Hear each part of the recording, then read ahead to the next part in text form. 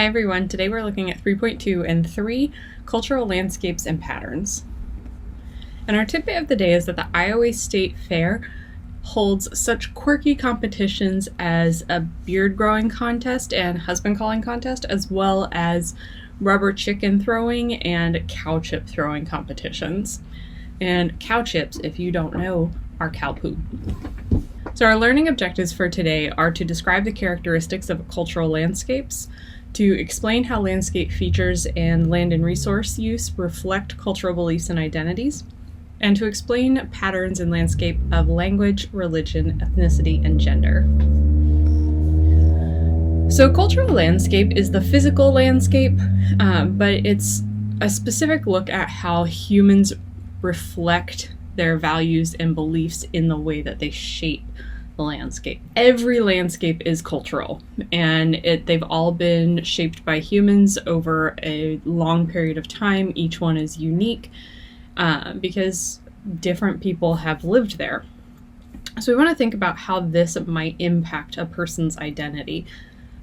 Greece and Italy have some similarities. They're both on the Mediterranean. They have similar climates, but realistically, the cultures are very different, and we want to think about what's happened in each of those places that makes them so different. In Italy, we see a lot of things like the Catholic Church that really strongly impacts the cultural landscape. And in Greece, we see Eastern Orthodoxy because it's a lot closer to Turkey and Russia and has a lot of other influences that impact it. So land use and other material expressions of culture are evidence of how people live to meet their needs and aspirations. Basically, we change things to meet what we want and what we need. So for example, we have the Shirayone Senmaida rice paddies in Japan, and these are terraced rice paddies. They've been used for well over 1,000 years. And not only do they support the local rice production industry, which is incredibly important, but they also provide habitats for local wildlife, which is also important because the natural landscape is incredibly important in Japan overall, but especially in this space. We also are looking at the idea of something called sequent occupants. Sequent, or as in sequence, and then occupants, the people who are there. So this is the notion that successive societies leave behind their cultural imprint. It's a collection of evidence about human character and experiences within a geographic region. It basically says who was where and what did they do in that space over a long period of time. So we have here a geographer by the name of Carl Sauer who saw landscapes as part of culture and as affected by culture. And he said that culture is the agent, the natural area is the medium, and the cultural landscape is the result. So culture is what changes things, and what it changes is the natural area. Ultimately, what we end up with is our cultural landscape. So thinking about sequent occupants, here we have two different cities, and we see the way that different generations have impacted this space. On the left-hand side, so we have a vacant synagogue here. We have an Asian residence up here. We have an Asian business over here. And here where we see the graffiti and things breaking down, we have urban decay. So we're seeing multiple generations of occupants. On the right-hand side, we're looking at Mexico City, and we can see once again multiple generations of occupants. In the foreground, we have the Templo Mayor. So this is an ancient Aztec temple, or the remains of an ancient Aztec temple. And the farther we get back, the newer the stuff. So we have a very large church or cathedral here, so that's going to reflect the Spanish occupants. And even further on, we start to see a skyscraper, so that's going to be even newer.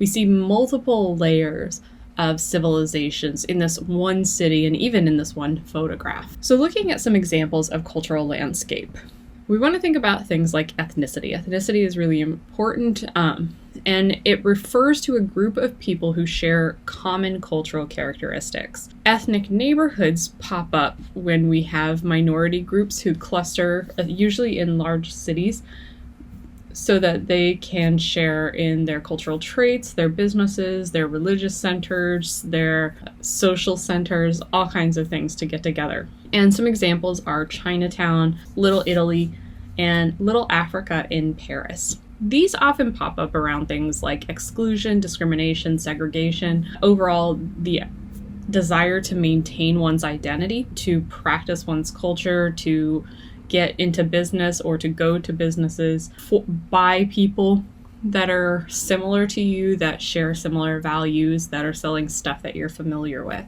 Essentially, people are driven to put all of this stuff together to create and maintain these ethnic neighborhoods. They want to be with people who are like them. And so we see these different ethnic neighborhoods where we see larger collections of particular groups of people who exist within the larger cultural landscape. Looking at traditional architecture, so this is largely what we think of as folk architecture, we start to see materials like wood, stone, and adobe being used. This is because they're readily available and they often serve the purpose really well. So they keep homes very warm in the winter and they keep them cool in the summer when we don't have access to things like air conditioning or electric heat. Basically, folk architecture depends on weather and materials. It also is going to frequently reflect historical association, continuity, and ties to the origins of a culture or place. So going back to this picture in Mexico City, where we see the Aztecs here and then the Spanish invaders here. And each brings a particular piece to that history, to that story. Here we're looking at an adobe home. Here we're looking at wood with a thatch roof, and here is something called a gur, and this is in Mongolia. Many ethnic Mongolians are nomadic even today and have been historically, so they have homes that are essentially very structured tents, and they provide a significant shelter when it's colder or when you are stopped. You can see it has a chimney coming out the middle. There's going to be a stove in here, but it also is packable so that when you leave a place, you take your home with you. And this one here is kind of an interesting combination of folk and popular culture because we can see the gur in the middle, but we see the motorbike on the side. With traditional architecture, we also include sacred spaces. So this is space for religion, space for spiritual practice, whatever it happens to be. And religious architecture is considered folk architecture, whether it's what we would consider a popular or major religion or not. Then we move on to postmodern architecture. So back in the 50s and 60s, we have a lot of new architecture popping up, stuff that we don't consider to be very pretty or aesthetically pleasing by modern standards. And so postmodern architecture kind of pops up as an answer to that. They look to make architecture a renewed expression of culture. So once upon a time it had been, and then it really didn't feel like it was anymore. So they changed architectural styles to once again reflect culture. So with this, we get a lot of things like skyscrapers. And skyscrapers are going to reflect a very robust economy. They're expensive, they're difficult to build, they need a lot of engineering and safety. So having a strong economy is going to mean that your cities have more skyscrapers. This also has other implications. There are fewer skyscrapers where we have a lot of earthquakes or where we have a lot of windy storms like hurricanes. Florida, for example, doesn't have a lot of very tall skyscrapers because a lot of hurricanes blow through and it's not safe. Therefore, we tend to have much more sprawling buildings. But cities like New York, where we don't have earthquakes basically ever or hurricanes, buildings are much taller, space is at a premium, and this kind of hits on that next one, where we have not a whole lot of ground space, but we look to increase our utility of a space, so we go up. So skylines grow due to a lack of space on the ground and by admiration of values such as ambition and success. If you build a skyscraper that's ambitious, so it is defying the laws of gravity, but it's also a show of success. It's a show of economic success, engineering success, overall, things that we value in American culture in particular, but in Western culture as a whole. So one of the tallest buildings in the world, the Burj Khalifa, is in Dubai, and this demonstrates Dubai's very strong and rapidly growing economy and power as a country. And you can see when you look here, this is much taller than any of the other buildings around it. And finally, we want to look at how religion and language affect the landscape. So religion is very often closely tied to cultural identity and landscape. For example, Buddhism is very closely tied to Thailand, and Hinduism very closely tied with India. We see things like this through our religious spaces. So in Mecca in Saudi Arabia, we have something called the Kaaba at the Great Mosque. And we also see this in other places through churches, through mosques and synagogues, even household shrines.